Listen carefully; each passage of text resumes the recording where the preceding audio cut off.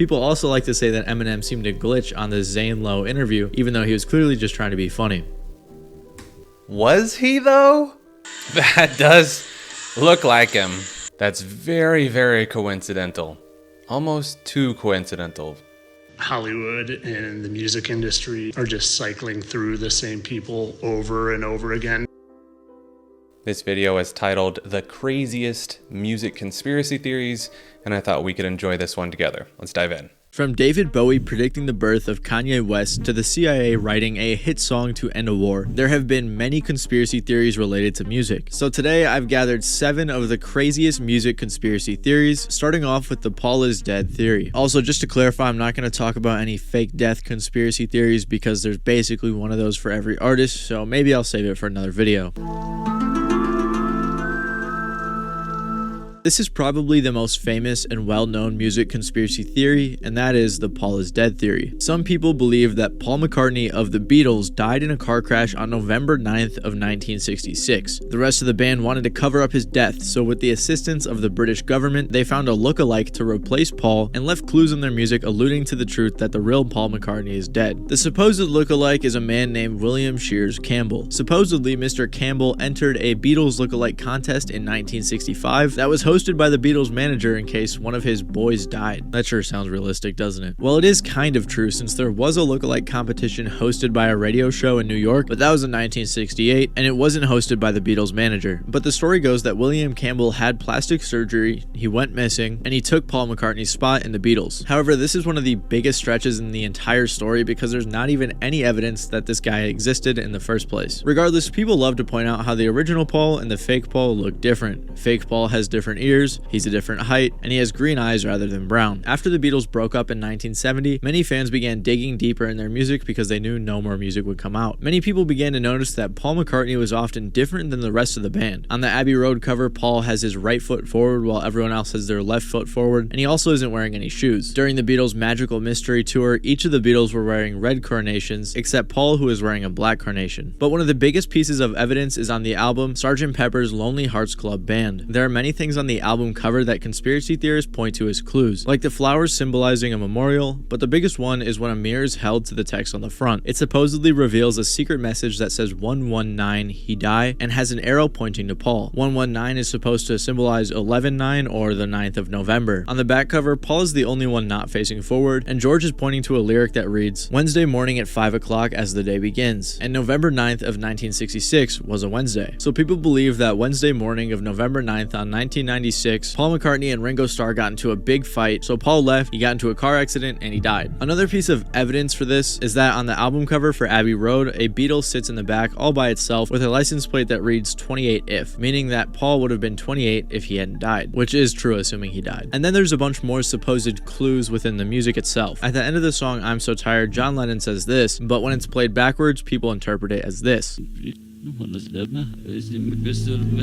the end of the song Strawberry Fields Forever, John Lennon mutters a line that apparently was the phrase cranberry sauce, but many people believe he said, I buried Paul. It doesn't help that the song is named Strawberry Fields because it was named after a veteran's cemetery that John Lennon grew up next to in Liverpool. Then on the song Revolution 9, when played backwards, it sounds like John is saying, Turn me on, dead man. Turn me on, dead man. Turn me on, dead man. Turn me on, dead man. So I think these interpretations of what you're hearing, especially when you're playing it backwards, is a pretty big leap, especially because you can overlap different text to display and you can subconsciously or even consciously hear different things. So I think this is, to be honest, one of the weakest forms of evidence, but he is compiling quite a bit here. There is way more lore to this story. Like, for example, on the Abbey Road cover, Paul was holding a cigarette in his right hand even though he was left-handed. And I'm not going to get into all of it because there's just so much, but I explained the gist of it. So I'll conclude this section with Paul McCartney's take on this conspiracy theory. And I showed up that day with sandals. It was so hot, and I kicked them off and walked across barefooted. So this started some rumor that because he was barefooted, he's dead. Well, that was the idea. That was the other part of it, that there was a guy who looked like you taking your place. No, well, this is him. I will say, however, a band as insurmountably large as Beatles almost certainly has to have some sort of influence, at least somewhere, in the chain of becoming as big, whether that's some otherworldly power or, selling their souls or whatever it may have been, especially with the crazy amount of conspiracies, because this is just one theory that revolves around the Beatles. So I definitely think there's more to it than meets the eye. Whether or not it's this extravagant, who's to say? So for some reason, replacement theories are a common thing in the music world, and there are two more that I want to touch on. People believe that in 2006, Eminem died in a car crash and it was covered up by his label. And again, like Paul McCartney, he was replaced. This is probably the least evidence-backed replacement theory, and one of the key pieces of evidence is a Tom MacDonald song. On the song Cloned Rappers by Tom MacDonald, he said, "If they can't control you, they erase the old you. They cloned Gucci, cloned Kodak, cloned Eminem. He ain't rapped since Encore. Know that." Beautiful lyricism. The Illuminati knows the answers, taking bone samples to clone rappers. But the artists in prison, they silence their vision. Genetic copies going home after. They look different, eyes shifted, smile missing, skin lifted. It's scientific. If they can't control you, they erase the old you. Get your duplication to enforce their message. They clone Gucci, clone Kodak, cloned Eminem. He ain't rapped since Encore. Know that. Cloning rappers when they overdose to keep making money from producing more tracks. The game is a sham, turning the artists who challenge the sacrificial lambs. The labels and devils are shaking hands, creating our artists in labs. It doesn't help also that in 2015, B.O.B. went on a big rant about artists being cloned. So most of the evidence that backs up this claim is that Eminem's face either looks the same throughout his whole life, or sometimes other people say that his face looks drastically different. People also like to say that Eminem seemed to glitch on the Zane Lowe interview, even though he was clearly just trying to be funny.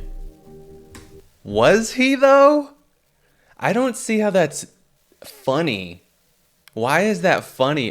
To me, somebody that has this very, very calm demeanor, he seems like, all the interviews I saw of him, he had a very almost stoic presentation, not really too much emotion, good or bad, just very straightforward.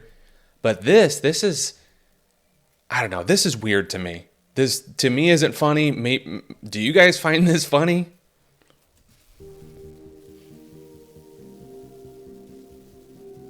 Also, of course, Eminem praised Jay-Z in a 2017 interview, and as we all know, Jay-Z is the face of the Illuminati. But another big piece of evidence supporting this theory is the fact that Eminem couldn't remember one of the music videos he was in. Wasn't you on the beach running on that video?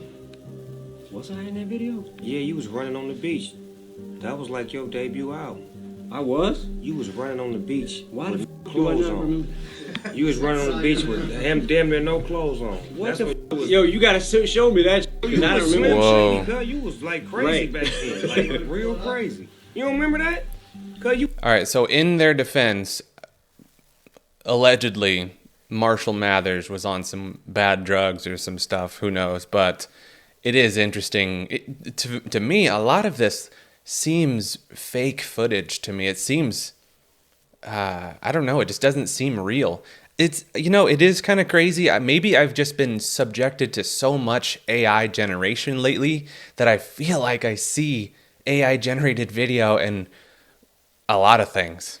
You was running on the beach, cause in the video. What? I don't even. What? But most people in the comments are intelligent enough to realize M was probably just forgetful or he was on drugs at the time. It's safe to say that the Eminem replacement theory was essentially pulled out of thin air because he got older and looks different. Another artist that conspiracy theorists set their eyes on was Avril Lavigne. They believe that after the massive success of her debut album Let Go, the 17-year-old Avril Lavigne couldn't handle the fame and the attention, so she took her own life in 2003. Before doing so, she had a body double named Melissa Vandella who was doing her meet and greets and all other press-related things, so Melissa took the place of Avril after she died. This theory spawned in 2011 on a Brazilian blog called Avril Esta Morta. Some of the evidence to prove she's a different person is differences in moles, birthmarks, and other facial features as well. She also had a promo picture taken with the word Melissa written on her hand, but it's likely she was just playing into the conspiracy. In the music video for Nobody's Home, there is something that flashes on the screen that says A+D, which people believe means Avril is dead. There's another point in the video where Avril 2000 2004 flashes on the screen and then an X pops up. People think that means that she died in 2004, but in reality, that's just the year that her album came out. Also in the video, there are two Avrils, one wearing a wig demonstrating some sort of story,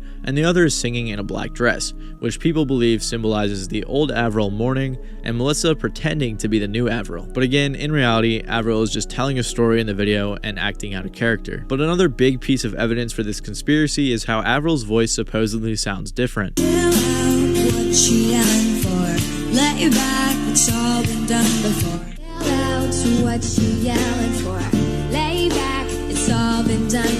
But in my opinion, that can just be explained by her getting older. The rest of the other clues aren't really worth getting into, as they can be easily explained away, and the conspiracy theorists have no proof. Most of the evidence for this theory is that she doesn't dress the same and does different things than she did when she was 17, but that's just growing up. The funniest part about this whole situation is the guy who made the theory on the Brazilian website said that it's fake and he made it up for his own reasons. Here's what Avril's had to say about the situation. Yeah, some people think that I'm not the real me, which is so weird. Like, why would they even think that? But a theory that's actually much more interesting in my opinion than the replacement theories is the David Bowie predicted Kanye theory.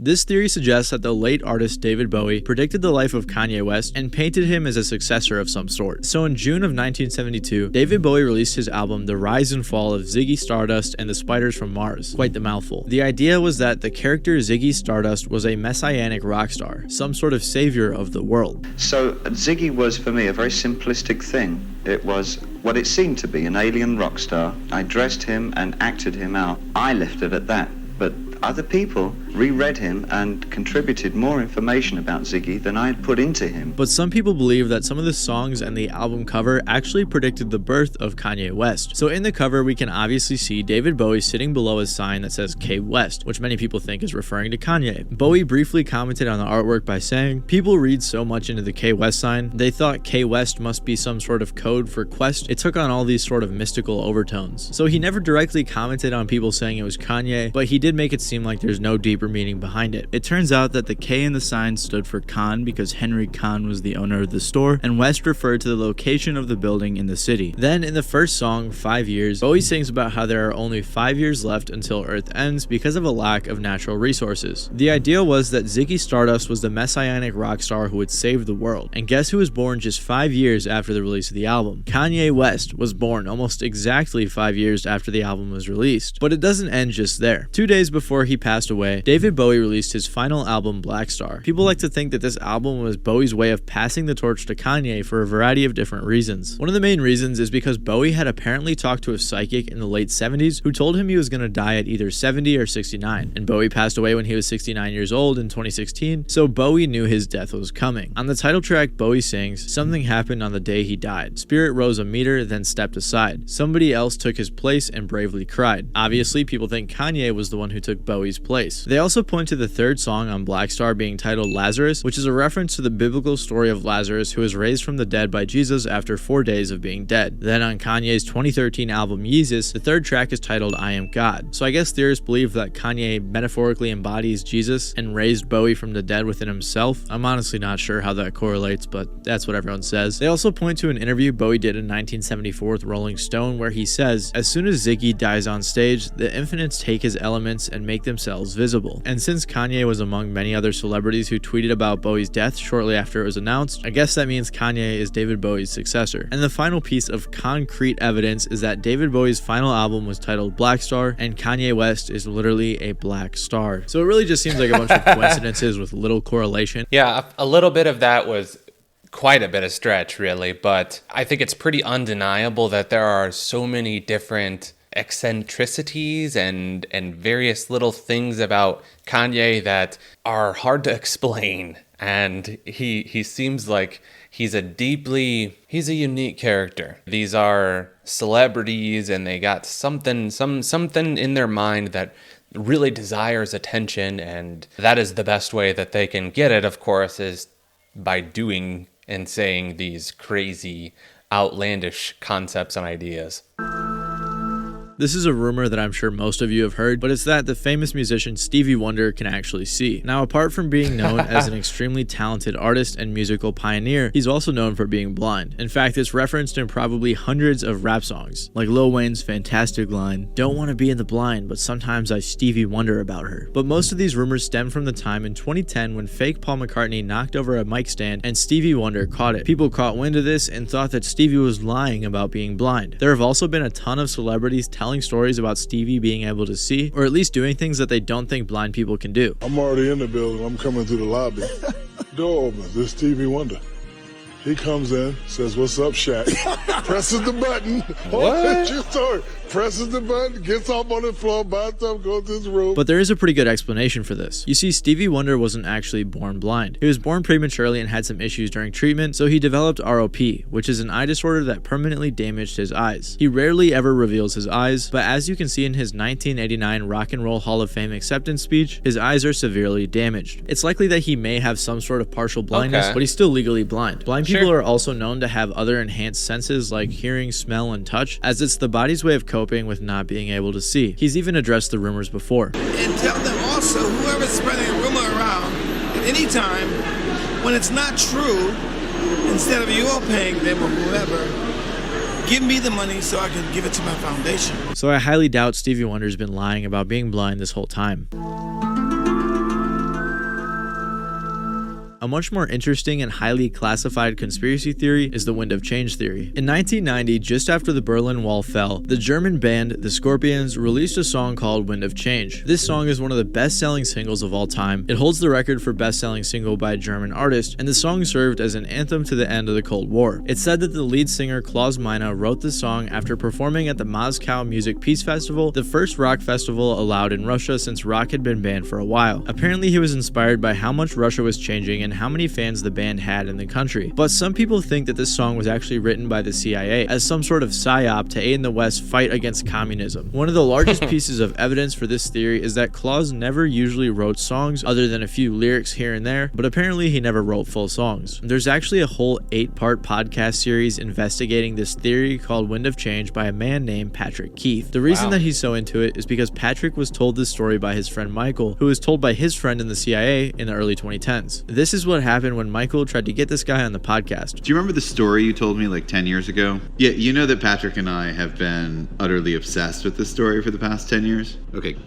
good chat. What happened? He was just like, it's a felony. There's no way I can tell you this story on the record with my voice, anything. Like, I'll go to jail for this. This podcast has been the main proprietor of this theory, and he has tons of interviews with ex-CIA people and others related to the story, trying to chase this theory. He even interviewed Klaus himself. One of their main arguments is that this isn't too far-fetched for the CIA to do, seeing as how the CIA has previously sponsored the production of the films for Animal Farm in 1984. I didn't sit through the 8 40-minute podcast episodes, but from what I've heard on Reddit, they don't have much other evidence apart from what I just mentioned. The majority of the podcast is just demonstrating how the CIA is capable and willing to do something like this. Many people on Reddit were disappointed by the podcast, saying they weren't able to provide any real evidence apart from the rumors. Klaus has made many comments about this theory, and in one of them he said, "Of course it's not true at all. It shows how powerful music can be. If they think this song was like a tool to help bring down communism, I mean geez, it just underlines in a heavy way, if that would be possible, the power of music." Klaus did say that he really likes the podcast and he thinks it's entertaining, even though the story isn't true.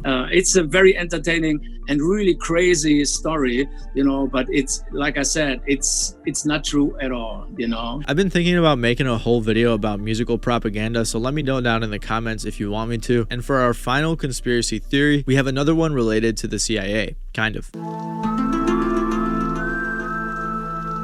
So we're going to close this video with one of the silliest conspiracy theories on this list, and that is that Rebecca Black's song Friday was actually about the JFK assassination. So for starters, the assassination of JFK was on a Friday, and the chorus, "Gotta Get Down on Friday," is obviously a reference to JFK being told to get down. Another lyric from the song is "Gotta have my bowl, gotta have cereal," and apparently that Friday JFK declined his presidential breakfast of eggs and sausage and bacon and toast, and he opted for some cereal. So I just fact checked this, and it looks like another lie that the conspiracy theorists are pushing. Apparently, he did not have cereal that day. Ticking on and on, Everybody's Russian is clearly a reference to bombs in the Cold War and the USSR. The lyrics, "Gotta get down to the bus stop," along with the bus stop being in the music video, have to do with a bill that JFK was going to sign the following Monday after he died that required public bus transportation for schools. That's why the bus never came in the music video, because he never got to sign the bill. I couldn't find any information online that he was planning on doing that, but for the sake of the theory, we'll assume that it's true. In the music video, Rebecca Black and her friends are in the back of a blue convertible, the same type of car that JFK was killed in. But the most damning piece of evidence is that in the pre-chorus, Rebecca Black sings, "Kicking in the front seat,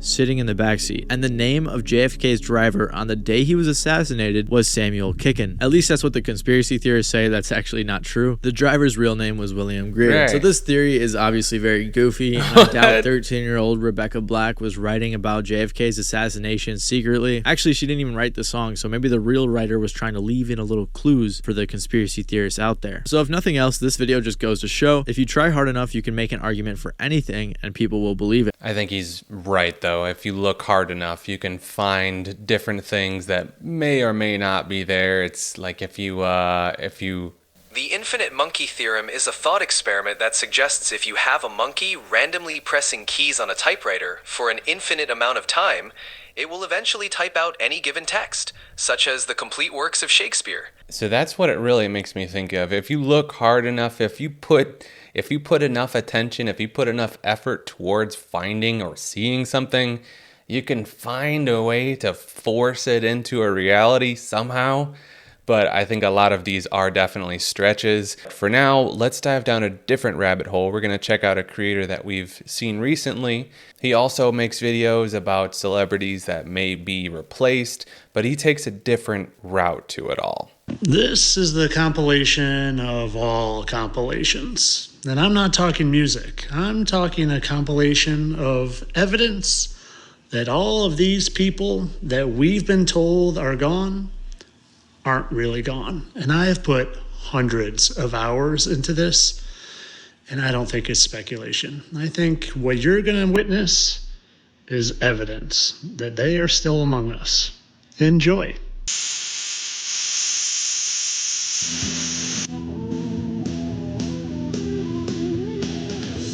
Nah, couldn't be. I mean, he's got these shiny pearly whites. I mean, look at these things. They're perfect. Perfect white teeth. Not like Jimmy's all mangled. He's got goofy looking teeth. Right? Like that one looks like it's going back behind and eventually is going to look kind of like his real teeth. But I mean, Morgan Freeman's got all these freckles. All those freckles we would clearly notice on. People have freckles in the same spots. I mean, so they look alike and sit alike and have similar teeth and freckles. But, I mean, if it was really him, they would tell us because they put the truth right in plain sight. Costume that looked like a harem type thing, you know, with sash and blousey. And I had a huge fro. And they put a band around my head. And I walk out on stage, first preview. Audience, I guess it was preview. The free theater doesn't have previews, do they? Yeah. Do they? Oh, yeah. First preview. Then was the first time they had an audience. And I walk out on stage and somebody way in the back said, "Sing Purple Haze."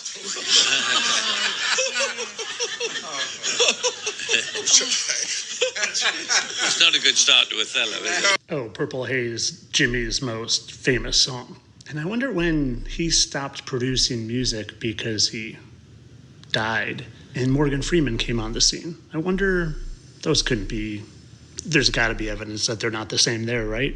Okay, he died September 1970. Okay. Oh, and Morgan Freeman's first role was in 1971. How convenient.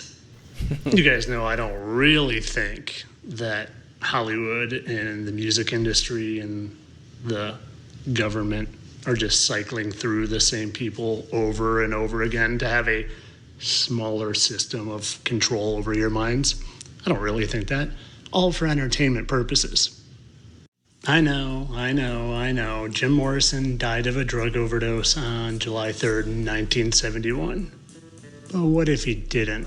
What if he just decided to move his vocal talents into the political commentary world and... So, admittedly, they look similar. They look really, really similar. Instead of swaying people to the left, he pulled them back to the right. I know, it's crazy, right? I mean, they don't even really look alike, do they? Well, have you ever seen Jim Morrison looking a bit heftier? What about my good old side-by-side comparisons? They sure look symmetrical. And well, if this doesn't do it for you, you should stick around, because I got one of these.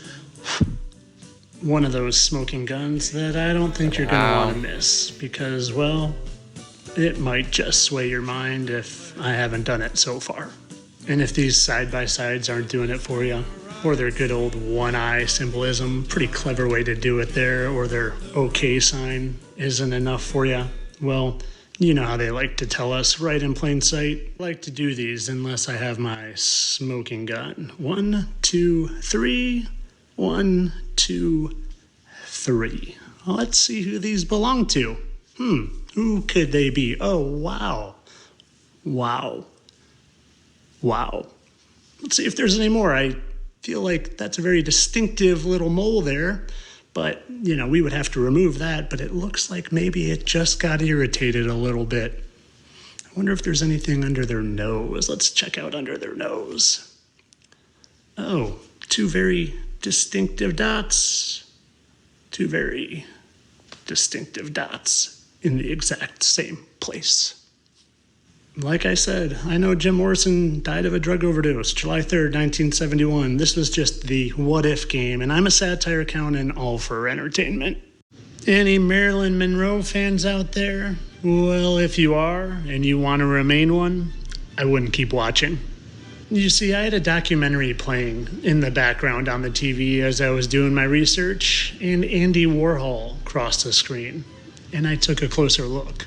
And then I said, if there is anyone ever that is a character, I'm looking at him. And at first I thought that has to be George McFly playing Andy Warhol, but then I remembered that George McFly actually did play Andy Warhol in the Doors movie. That's a funny symbol. But this character looked awfully feminine. So I started doing my research on good old Andy Warhol, and it wasn't long before I remembered he was very famous for a Marilyn Monroe painting. And then my next step was to check the numbers. Do they line up? Did she die around the same time that Andy Warhol became famous? And would you imagine that? She passed away in 1962, and Andy Warhol became famous in 1962. But you couldn't ever imagine that this face could become this face, could you? I mean, when you really look at them, there's a chance, right? Well, what if I told you I found my smoking gun? Would you still not believe that they're one and the same? Well, I'm going to show you, but first I want you to get your mind right and clear it completely and allow the possibilities to just flood in, and don't be held prisoner by what you think you've always known. Let's take a look. Now, like I said, these faces couldn't possibly be the same, right? I mean, there would be clear and obvious answers to that. Like that, we would see that, right? Well, what if they just decided to remove that? And there would have to be other things, right? Like, I don't know, 2 very clear and distinct dots on her face and 2 very clear and distinct dots on his face in the exact same place. And I haven't even told you my favorite part of this yet. As I was researching, as I often do, I put some sort of TV program on in the background just for some background noise. And on this day, I chose Seinfeld, and I literally went through and just picked a random episode. And as I was researching this exact thing, this is what came on the TV. Yeah, that was Joel DiMaggio. The guy slept with Marilyn Monroe. He's in Dinky Donuts. It was just a little gift from the big guy upstairs letting me know I was on the right track. Yeah. Because synchronicities aren't coincidences. They're signs from above. They're letting you know that you're nosing around in the right direction. And I almost forgot to point out how identical their noses are. But of course, this is all for entertainment purposes. I know that Marilyn Monroe just happened to die the same year that Andy Warhol came on the scene. The total coincidence. And that her most distinguishable feature just happens to be in the exact same place of a scar from something that looks like it was removed. And this most certainly is not them just rubbing the truth right in our face. Definitely not. It's just he thought Marilyn Monroe was a great subject to paint. Entertainment only. What if Kurt Cobain of Nirvana never really died? I wonder what he'd be doing right now. I wonder if he liked music so much that he would have just had to form another band. This is Nirvana, and well, that's the band Weezer. And boy, maybe it's just me, but if you change the eye color and the hair color and add some glasses, Kurt Cobain looks an awful lot like Rivers Cuomo of the band Weezer. Maybe it's just me, though. He even kind of looks like him when he's smoking and Rivers Cuomo is dressed as a woman smoking. There's a resemblance there. But I'm being ridiculous, right? I mean, Nirvana was this mega hit. Why would he ever want to leave them and go to like a more obscure band like Weezer? And why would he fake his death to do it? I mean, I literally know people that cried over him dying. They were depressed. They wore black for weeks.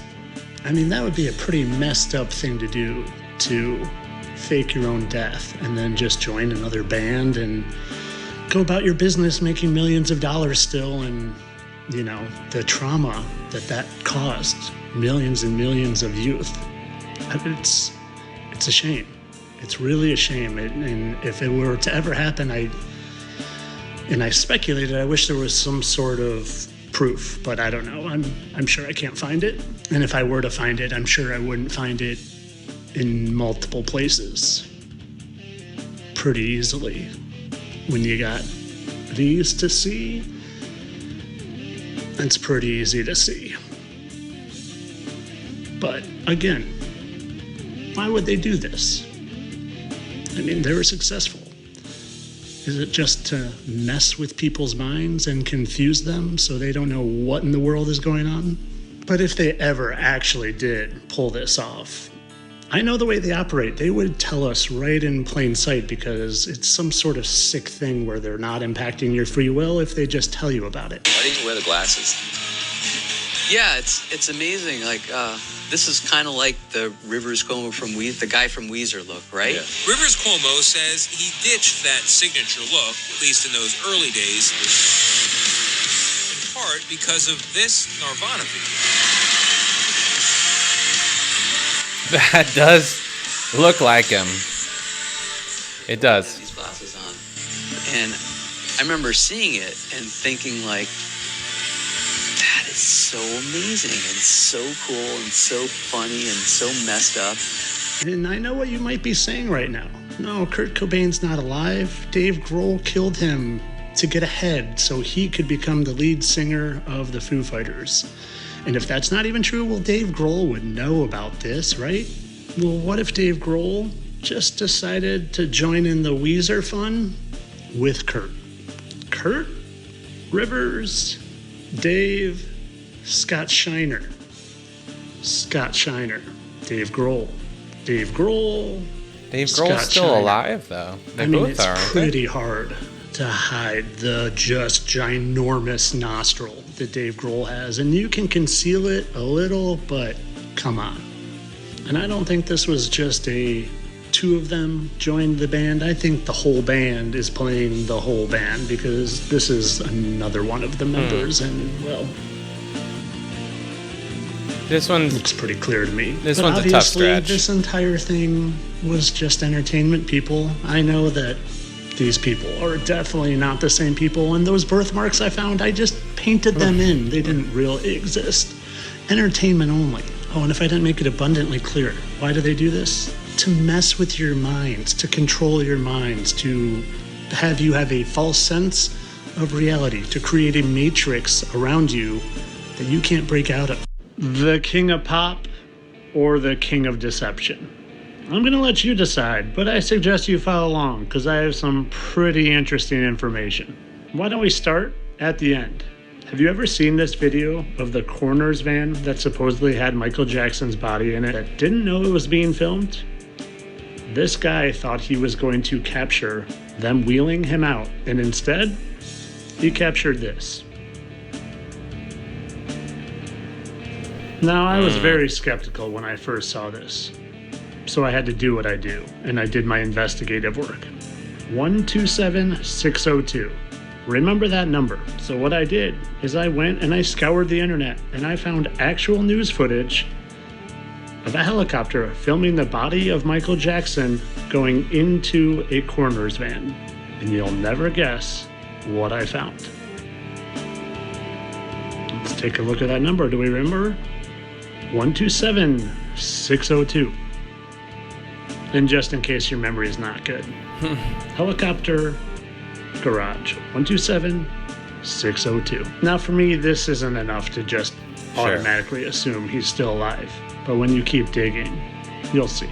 This guy's name is Dave, and he is supposedly even a friend of Michael Jackson's. And have you ever heard him speak?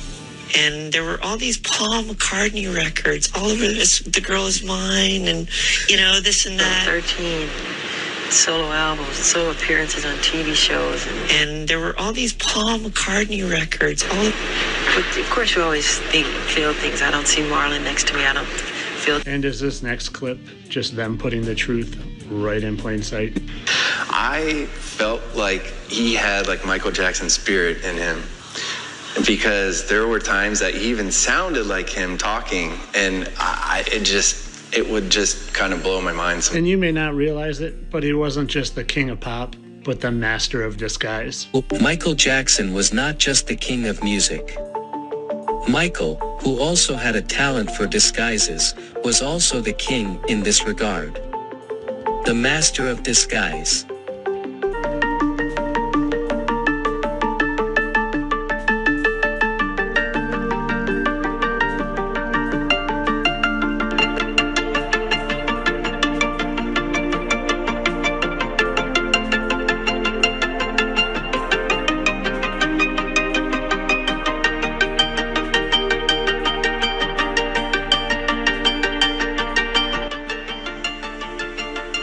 Yeah, and Dave is such a strange name, too.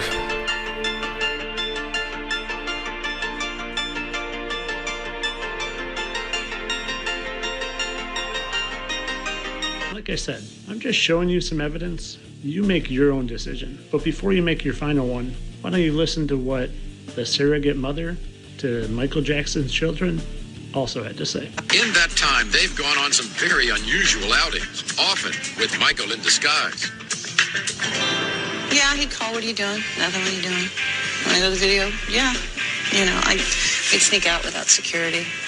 Got caught. I was like, God, this is like a Beatles film. We're getting chased by people. We'd have to call security and bail us out. But yeah, we'd go out and do stuff. Maybe Michael, like she said, just got sick of being chased around like he was the Beatles. This is the video some of you have been waiting for almost 30 years, because I'm about to reveal the answers you've been looking for. Let me start this video where I usually end it though, because everything in it is purely entertainment. I know what happened to Tupac is what they told us in 1996, just for entertainment purposes. So since we know this is for entertainment only, let's pretend for a minute that Tupac didn't die. I wonder what he would look like 30 years later. To me, he looks an awful lot like Akil the MC, an awful lot like the former member of Jurassic 5. So much so that when you do the symmetry test, it comes out to be a perfect match. Yeah. But not only is it a perfect match, he literally says he is Tupac. And I think some people just think he's joking around, but I'm going to give you evidence in a minute that he's not joking. because I found the smoking gun that will show you evidence that this is more than just a symmetrical coincidence. But let's first listen to what he has to say. I seen somebody said Tupac is coming back this year and stuff. Well, I've been back, you know. Now he says it so dead seriously and just bluntly and matter-of-factly that I think most people just think it's for funsies. But check this out. Now remember, this is for entertainment purposes only, and this means nothing. Let's look at that dot, and that dot, and that dot, and that dot, and let's just see who these belong to. I'm so anxious, I wonder who they could be. Oh, Tupac? Okay. Oh.